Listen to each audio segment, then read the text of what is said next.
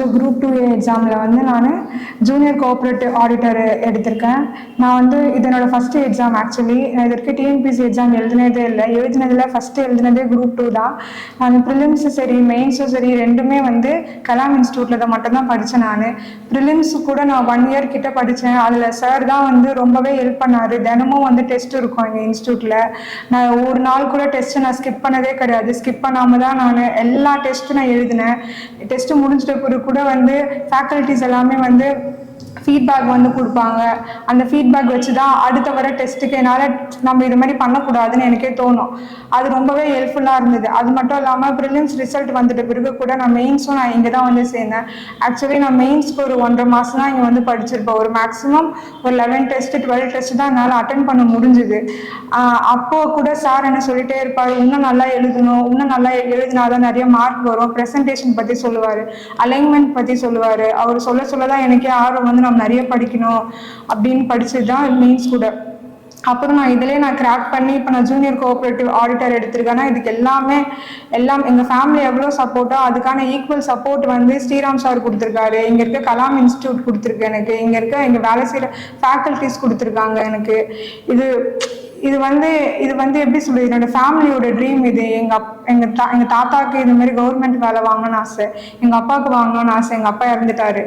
ஆனால் இப்போ வந்து அவங்க பொண்ணு நான் வாங்கியிருக்கேன்னா இது வந்து என் குடும்பத்தோட கனவு. இது அது வந்து எங்கள் அம்மா வந்து ஒரு சிங்கிள் பேரண்ட் தான்.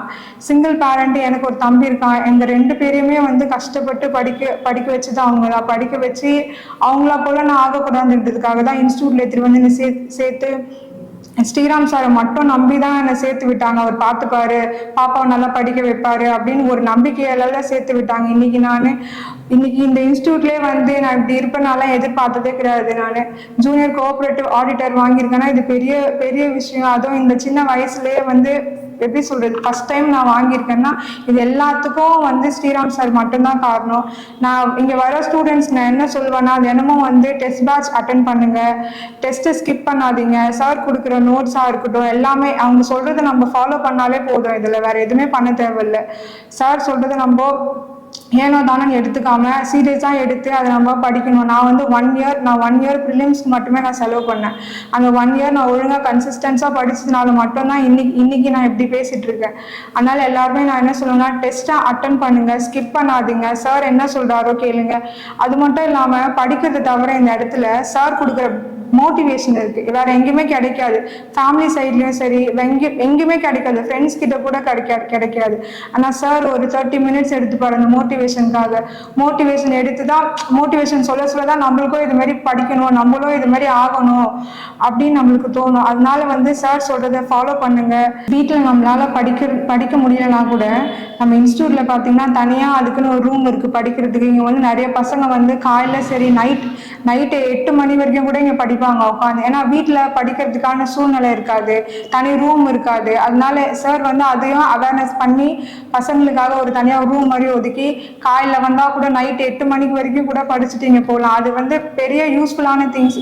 இப்போ ஒரு சின்ன வீட்டிலலாம் வந்து தனியாக ரூம் இருக்காது, அவங்களுக்குன்னு படிக்கிறதுக்கு நிறைய ஃபெசிலிட்டிஸ் இருக்காது. யாருன்னா பேசிட்டே இருப்பாங்க, டிவி இருக்கும், நம்மளோட கான்சன்ட்ரேஷன் அங்கே இருக்கவே இருக்காது.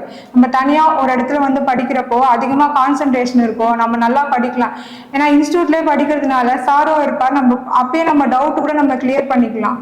நான் இப்படி இருக்கிறதுக்கு எல்லாத்துக்குமே காரணமே ஸ்ரீராம் சார் மட்டும்தான். ஸ்ரீராம் சாரும் கலாம் இன்ஸ்டியூட் மட்டும்தான். என்னோட very big thanks to Sriram sir and Kalam academy. அரசு அதிகாரியாகும் உங்கள் கனவை நினைவாக்கும் தமிழகத்தின் தலை சிறந்த போட்டித் தேர்வு பயிற்சி மையம். 1000க்கும் மேற்பட்ட வெற்றி கதைகள், 400 மாணவர்களின் முதல் முயற்சி சாதனைகள், 100க்கு 89% தேர்ச்சி பயணங்கள். Kalam IAS academy, Chennai.